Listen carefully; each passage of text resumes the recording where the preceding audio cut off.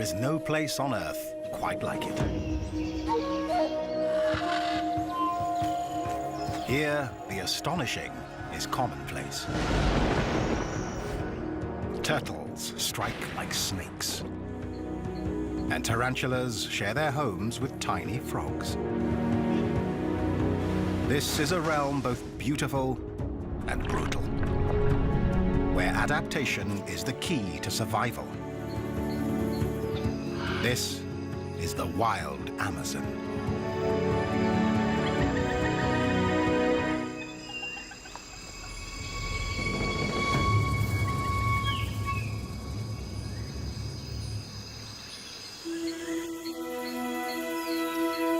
The Amazon River Basin. By any measure, it's one of the greatest natural habitats on Earth. The world's largest rainforest is watered by the world's mightiest river. It's home to the greatest diversity of living things anywhere. And dozens are still discovered every year.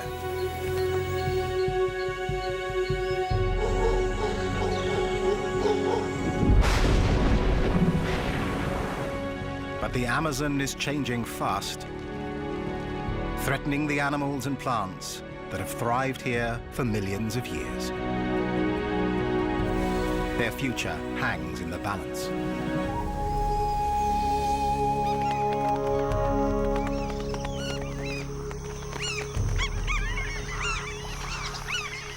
Black caiman are among the Amazon's most ancient inhabitants. These living fossils have remained almost unchanged since the time of dinosaurs.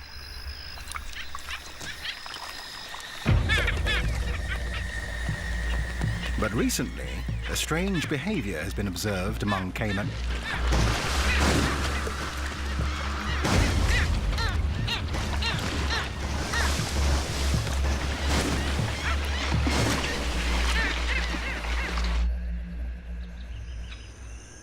It happens during the dry season. Between June and October, when rain falls only a few days a month, giving the Amazon a chance to dry out. River levels drop, leaving shallow pools along the edges of waterways. The black caiman are quick to seize the opportunity. Birds take notice too.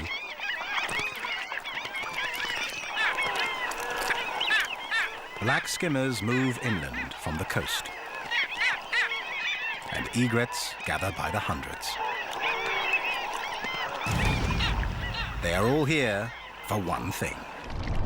The fishing is excellent. The pools have stranded huge shoals of fish, and the Amazon's largest predator closes in.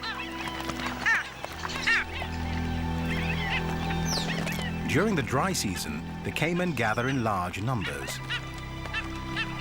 But what they do next is even more extraordinary.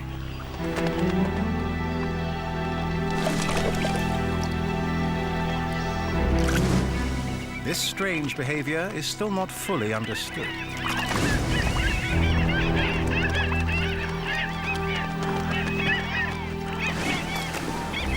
Caiman are known to jump and slap the water as part of a mating display. But here, it's transformed into a synchronized and deadly ballet.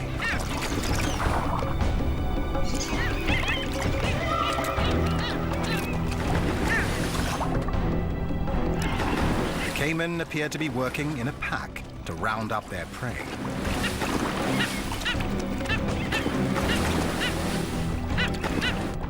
Panicked fish are caught by the hungry jaws. Those that escape are picked off by the egrets probing the shallows, and skimmers targeting the surface. The fish don't stand a chance.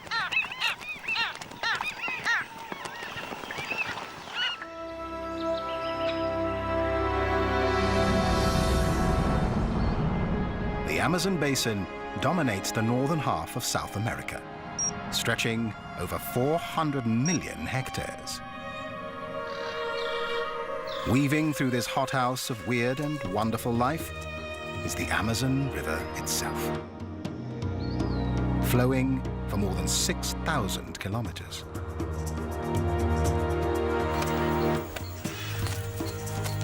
The creatures of this realm are part of a complex web of mutual dependence. Their interlocking relationships have evolved over millennia.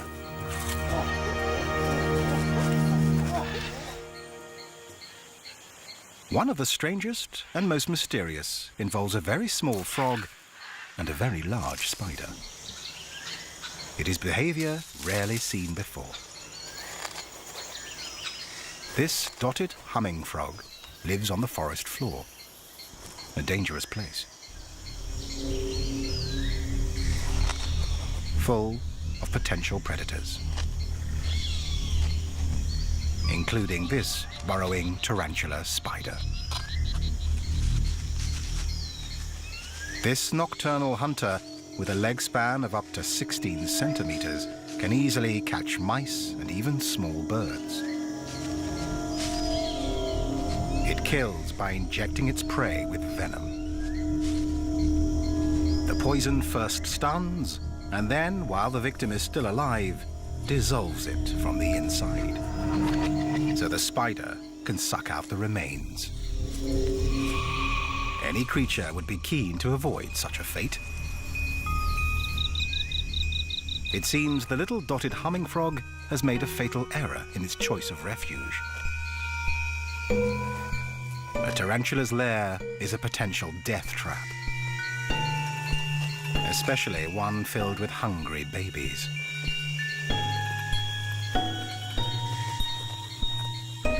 For the frog, the outcome cannot be good.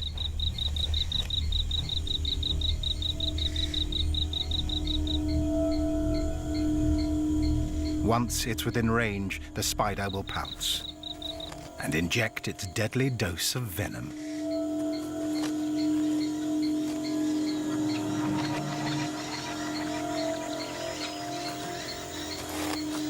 But not this time.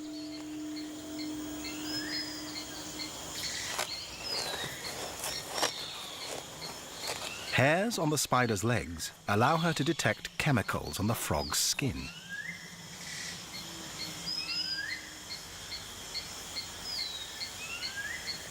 Perhaps she senses that the frog would make a dangerous meal.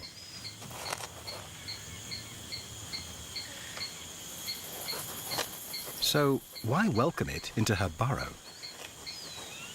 It seems this is a mutually beneficial arrangement. Frogs eat ants, which in turn prey on spider eggs and spiderlings. And for the frog, there's total protection. No other predator would dare take on this mother or her babies.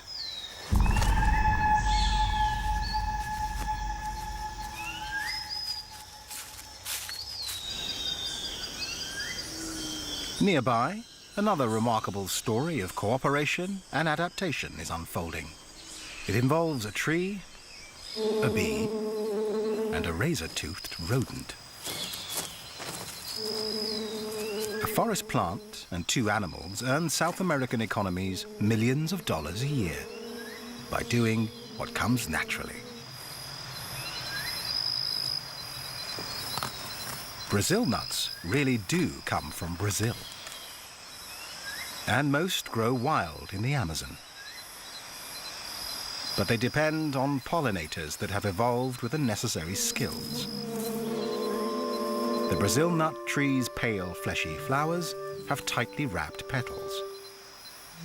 Prying them apart to reach the nectar inside takes a lot of muscle. Only the biggest and strongest bees can do it. For its efforts, the bee is rewarded with a sip of nectar. But as it struggles with the flower, it's also dusted with pollen. When the bee visits other Brazil nut flowers, the pollen shakes loose, the bee gets a meal, and the flowers are fertilized. The third party in this tale is a little mammal whose efforts ensure the Brazil nut tree lives on.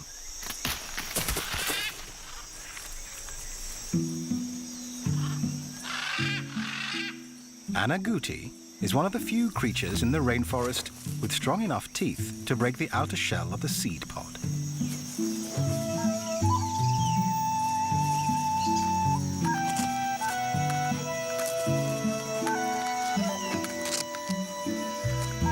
Its reward is a hearty meal, packed with essential fat and calories.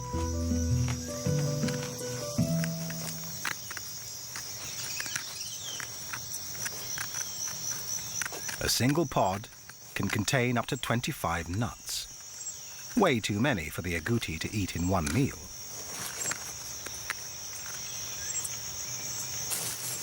So he hides the leftovers.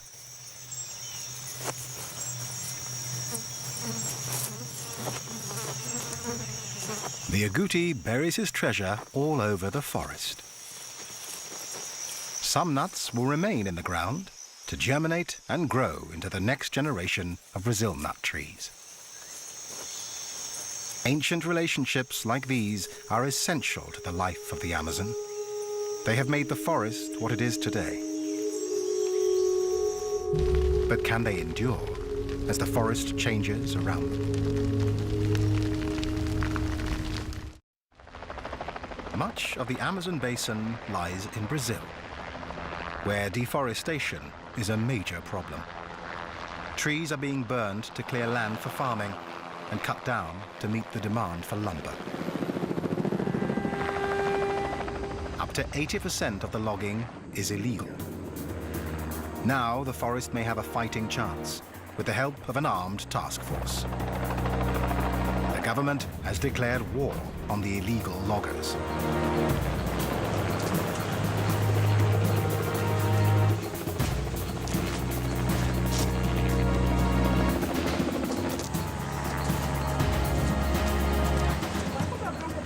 But protecting an area larger than India is almost impossible.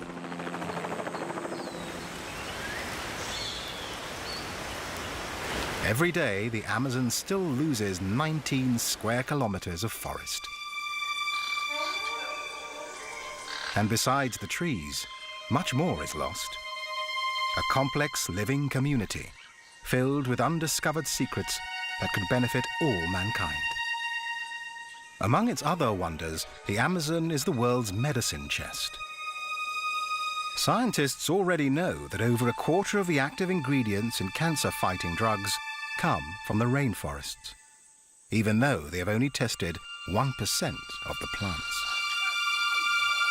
Some plants are packed with deadly compounds. They're the source for poisons like cyanide and addictive drugs like nicotine and cocaine. Countless other plants use poisons as chemical defenses.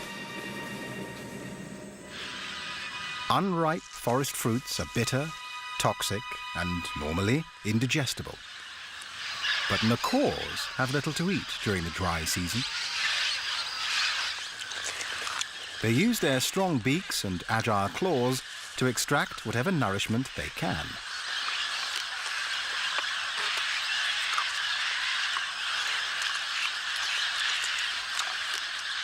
And then have to deal with a belly full of toxic plant matter.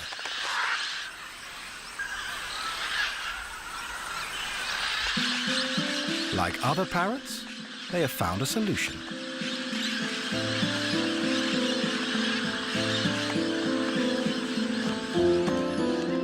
At this time of year, parrots will travel more than 15 kilometers every 2 or 3 days to a particular bend in the river. They're heading for clay banks, exposed by the river as it dries and recedes.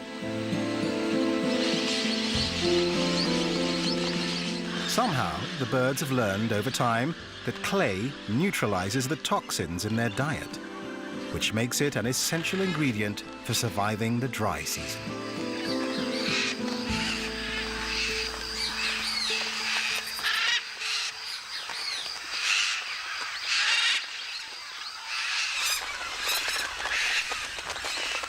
the cliffs also provide the perfect place to meet and greet others of their kind. Macaws are the largest and one of the most beautiful parrots in the world.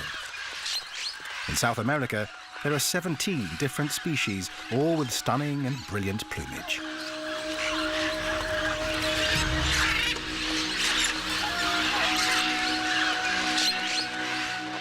Highly intelligent and extremely sociable, they travel together in large flocks as they search for food.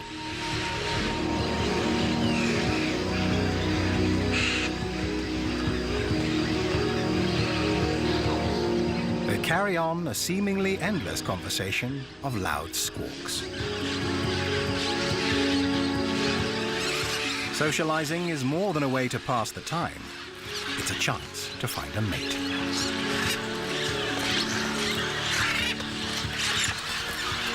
For macaws, this is an important choice. They mate for life. A faithful partnership that can last for 50 years. Macaws aren't the only creatures that must deal with plants that are poisonous, tasteless, or just difficult to eat. It's a common problem here, the plant's defense against voracious vegetarians. But few creatures are as ingenious as the Amazon's most numerous inhabitants. Ants. The leaf-cutter ants have been hard at work here for over 50 million years.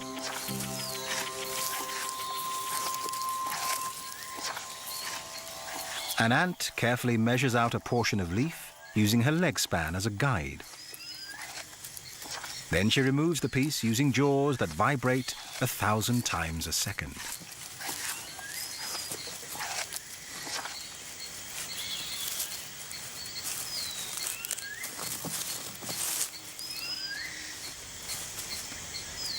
Leafcutter ants have an elaborate caste system defined by the size of the ant.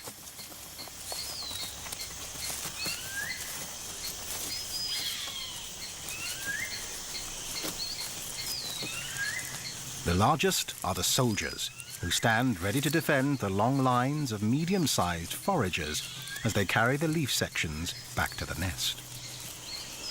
The foragers lift loads up to 20 times their own weight, the equivalent of a human carrying a small car. Smaller ants act as additional guardians for the workers, ever vigilant, even when they're hitching a ride.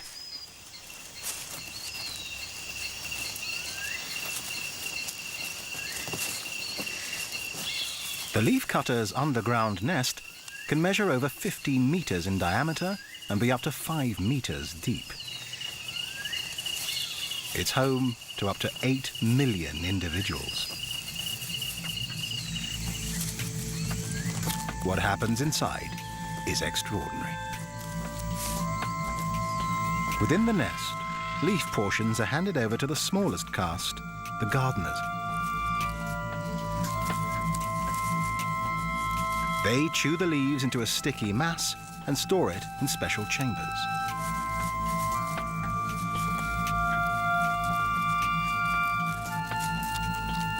Another chamber houses the colony's most precious possession, an edible fungus.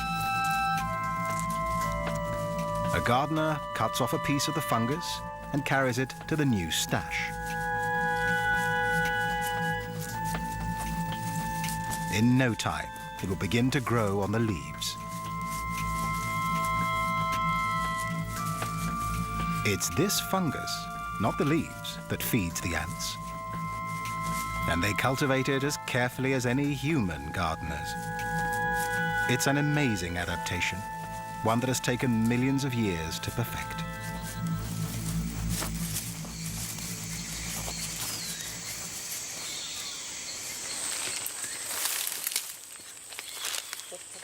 Unlike the leaf-cutter ants beneath their feet, the Matis people have never relied on gardening. Instead, they gather plants and hunt. One of nearly 200 native tribes still living in the Amazon, their first contact with the outside world was as recent as the 1970s.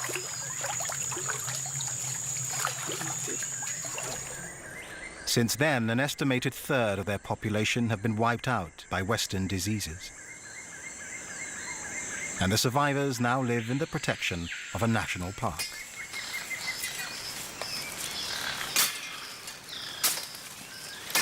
Through countless generations, the Maltese people have gained a deep knowledge of their jungle home.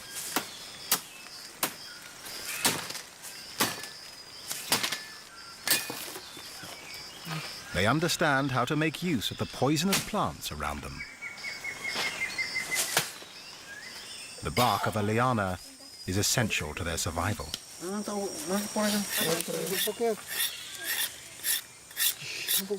Boiled down to a paste, it becomes a powerful nerve toxin known as curare.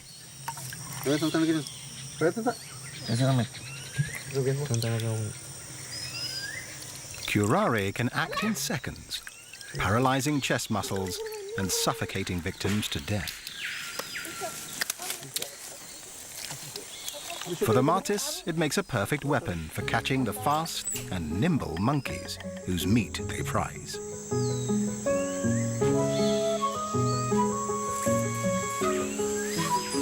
All of South America's primates dwell in the forest canopy, rarely venturing down to the ground. Most eat whatever they come across, from fruit and flowers to insects and sap.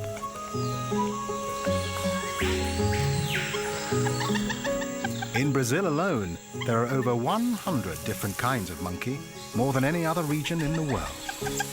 And 9 new species have been discovered in the last decade.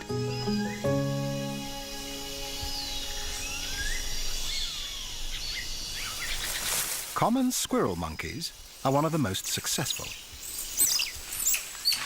They're found throughout the Amazon.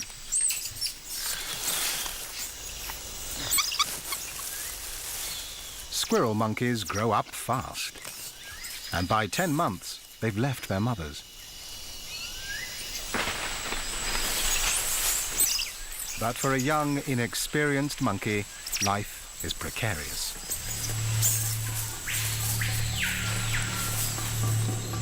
There is danger lurking in the forest.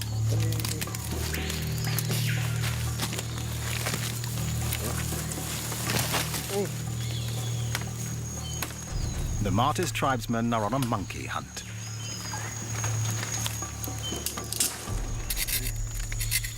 They've already prepared the tips of their arrows with curare. But catching a fast-moving target takes more than a lethal weapon. So they turn once more to the forest plants to gain an advantage.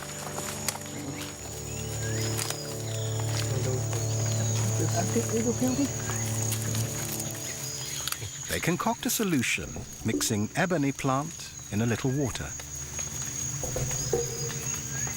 They drip it into their eyes.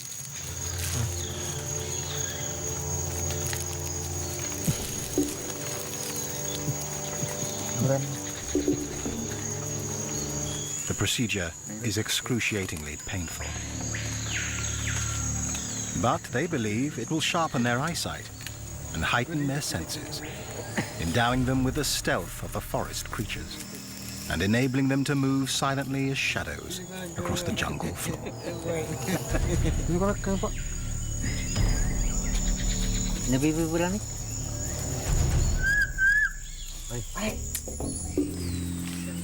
Armed and ready, they head into the forest.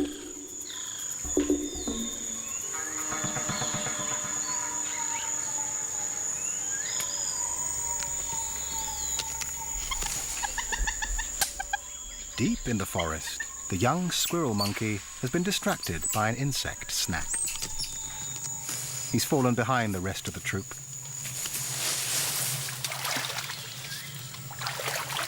Below him, a predator stalks.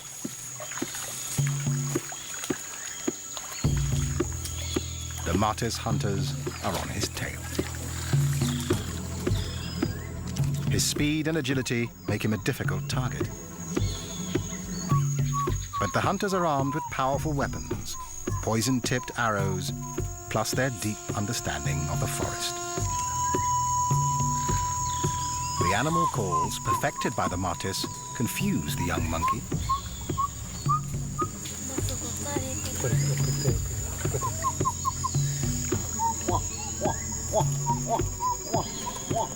He's naturally inquisitive and moves closer to the calls.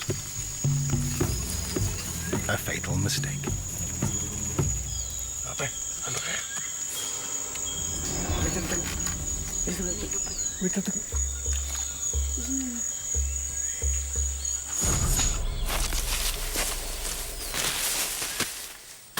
The poison brings paralysis within seconds.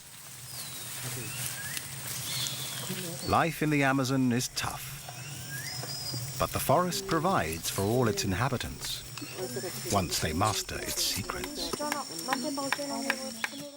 But most of the creatures they share the forest with have been here much longer. One of the weirdest has lived here for 3 million years. It lumbers through the undergrowth, a 1-meter-high plant eater, a close relative of the rhino and the horse, with a snout like an elephant's trunk. This is the tapir. It's well equipped for a life of browsing. At over 200 kilos, he's the Amazon's largest herbivore, with a nose finely tuned for sniffing out edible plants. Essential when many of the forest plants tend to be tough, toxic, or low in calories. Spending hours wandering through this hostile environment in search of food is hard work for a heavy tapir. But it has to eat huge quantities to produce enough energy to survive.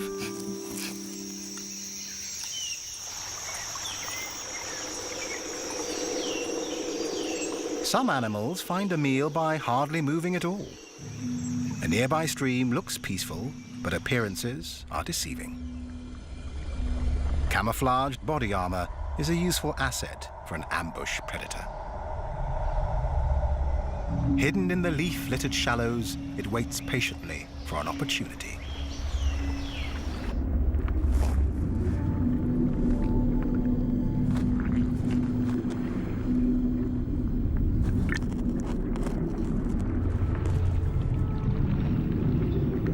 The mata-mata turtle. This bizarre creature has been polishing its deadly tactics for millennia. Its name, mata-mata, simply means kill. It remains motionless. But as a reptile, it must breathe air. The mata-mata does that by extending its specially adapted neck, moving slowly to avoid detection.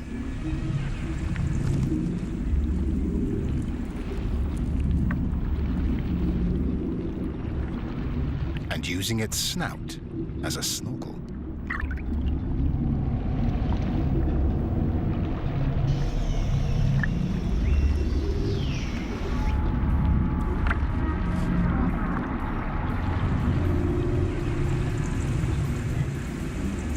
When a fish gets close enough, the mata-mata opens its huge mouth, creating a vacuum.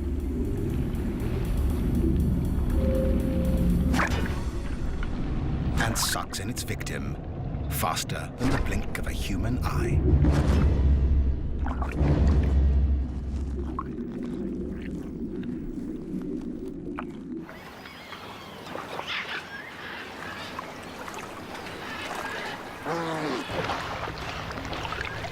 Farther down the river, an unlikely resident of the Amazon waterways abandons the shrinking lagoons of the dry season and heads into open, deeper waters.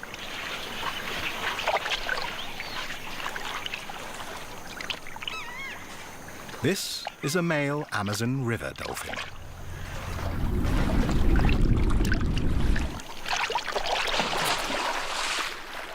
Most dolphins live in salt water, but this species adapted to the rivers long ago.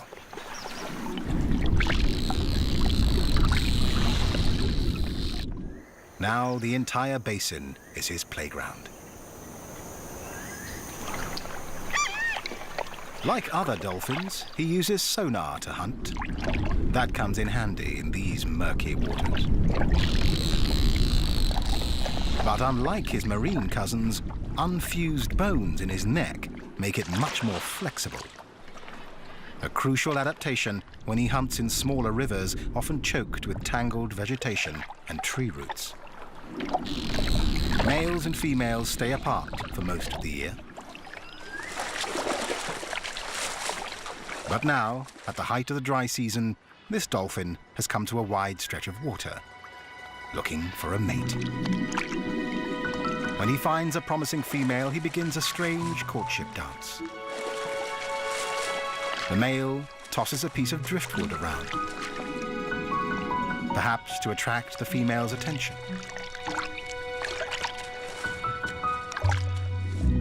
If she accepts him, the pair will mate.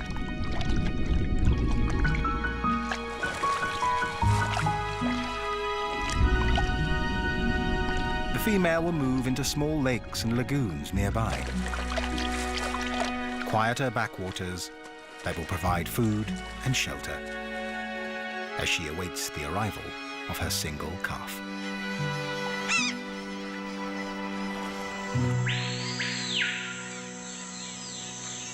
Towards the end of the dry season, the river levels are at their lowest, exposing broad sandbanks. For one huge and ancient creature, this new and temporary landscape offers a brief opportunity essential to their future survival.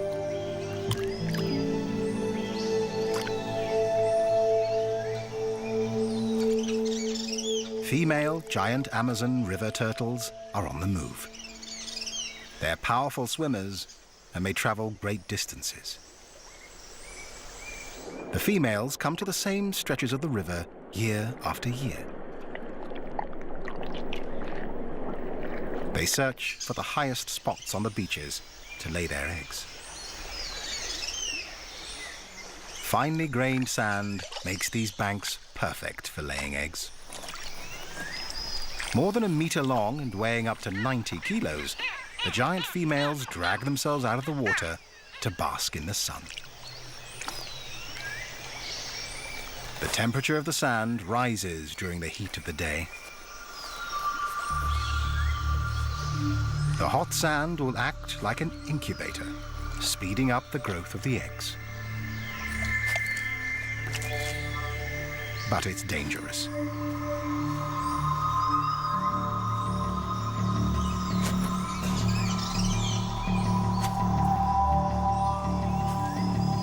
The Amazon's top predator is on the prowl.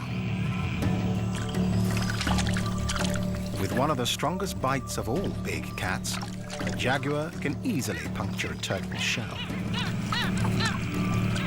The females retreat to the safety of the water. The jaguar can wait, but the turtle's clock is ticking.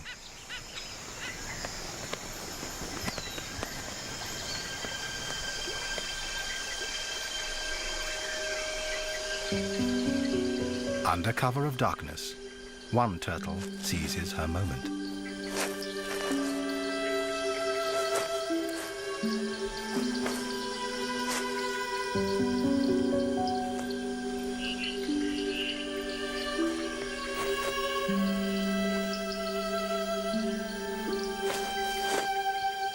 Once the hole is dug, she lays her eggs and covers them gently with sand. If all goes well, they will hatch in 6 weeks. Her timing is crucial, and there is little margin for error.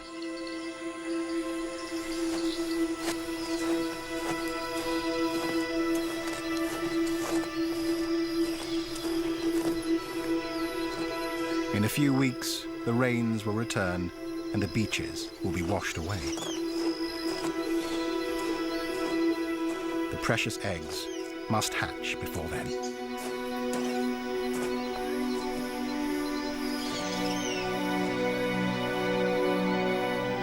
It's a precise timetable, and the turtles have followed it for countless generations.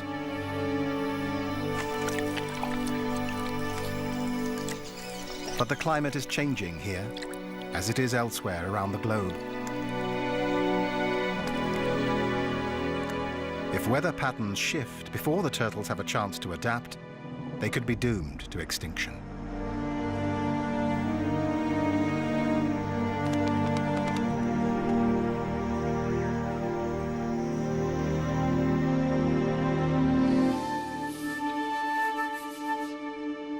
Another river dweller faces a similar climate crisis, the giant river otter. Giant river otters are rare and endangered, with fewer than 5,000 remaining in the wild. They're the largest of their kind, measuring up to 2 meters long. This family group has 10 members, headed up by Mum and Dad. They're highly social and constantly check in with each other using a variety of vocalizations. Their communication involves a complex system of sounds, scents, and postures. Locals call them the wolves of the river, and they are proficient predators. With their wing-like tails, webbed feet, and sleek fur, they're built for the water and have no problem catching enough to eat.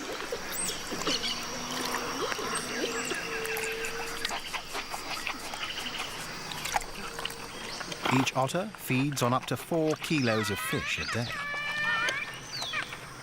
Every year at the start of the dry season, the mother otter relies on river levels falling to expose patches of dry land where she can make her den.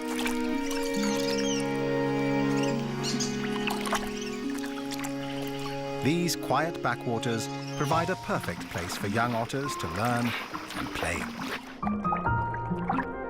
14 weeks old, and the pups are still mastering the skills they'll need to survive. But it's a race against time. The rains are about to return, and the den will flood.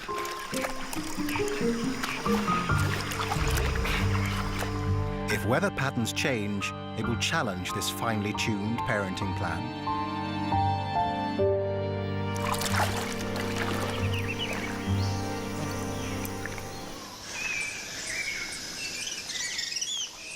One creature may be better equipped to deal with climate change. It's the world's largest freshwater fish.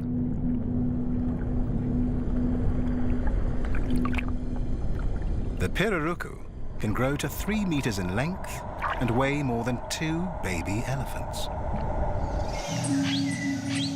It lives in slow-moving waterways that are murky from decaying vegetation. Tannin in the leaves turns the water acidic.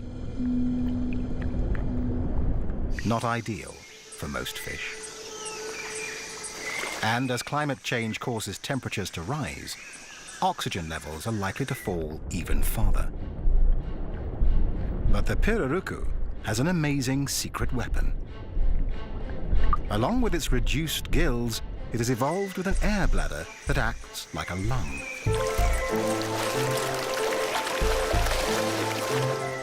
The pirarucu rises to the surface for a gulp of air, taking in oxygen through its mouth. It is uniquely adapted to exploit areas avoided by other large fish. And the low oxygen levels render its smaller neighbors sluggish, making them easy targets.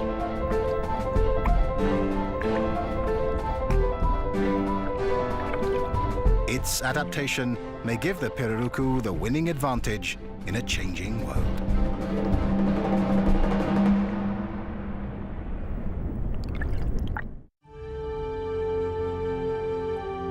Logging in the Amazon is turning stretches of forest into islands of isolated vegetation.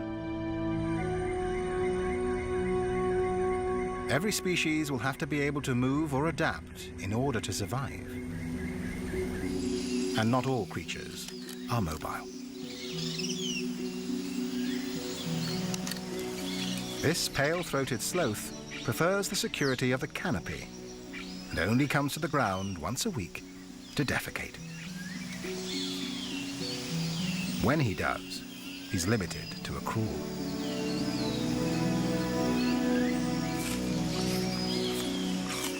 The sloth lives solely on leaves, a low-calorie diet that provides little energy and is difficult to process.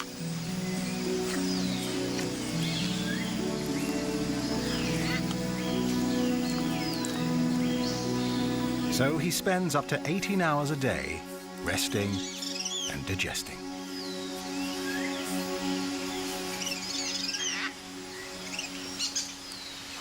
This sedentary lifestyle explains how the sloth got his name and his reputation for being lazy.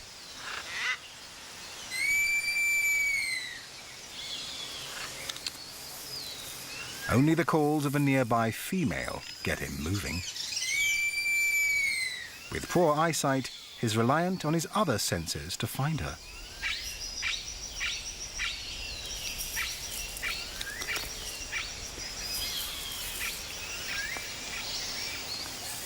Her lichen-covered fur makes her even harder to spot among the branches. It's also a cozy bed for her 3-month-old baby boy.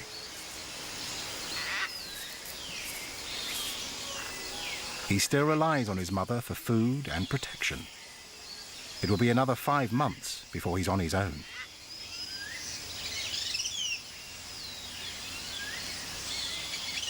But she's ready to mate again.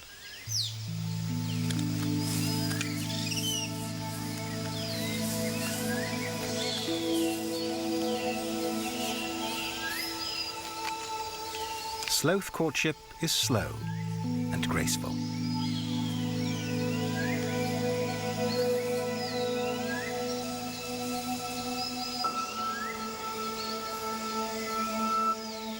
But she may reject him with her baby still around.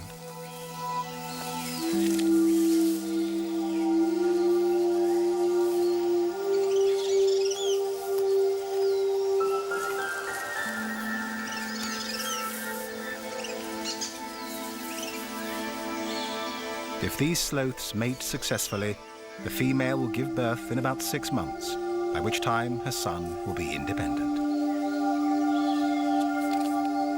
But what kind of future does he face?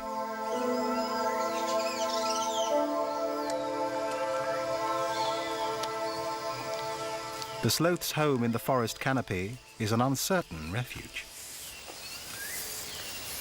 Their lack of mobility makes it difficult to adapt to changing conditions. They're too awkward and too slow to move safely across open ground. As the forest becomes more fragmented, they could be doomed to extinction.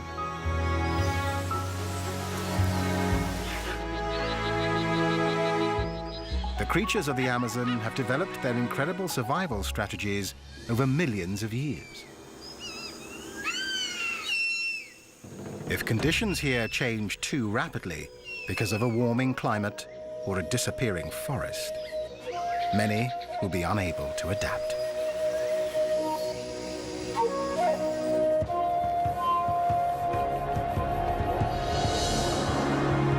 This time, they're fortunate, and the rains are arriving on time.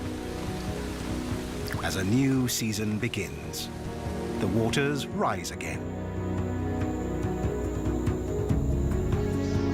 Plants and animals will adjust to the change, just as they always have. Here, resilience has always been rewarded with survival.